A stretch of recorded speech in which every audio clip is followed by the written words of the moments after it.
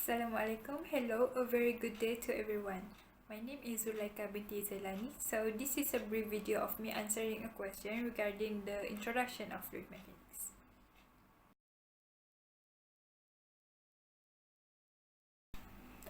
It is important to acknowledge that there are so many factors that can affect the velocity of the river. This includes the gradient of the riverbed, the channel shape, and the surface of the channel, whether it is smooth or rough. So I will explain about the channel shape. The channel shape refers to the cross-section area. In general, the wider the cross-section area, the greater the friction produced. Hence, this causes the low velocity in wider river stream and high velocity in the narrow stream. To add further, the center of the river has the greatest velocity since it has the lowest friction.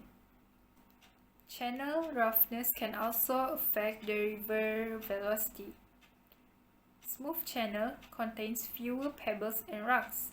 Unlike rough channels, they contain a large quantity of pebbles, rock, and boulders. These contains in rough channels are considered as resistance, which produce more friction. So this means the river velocity for rough channel is lower than the velocity in the smooth channel.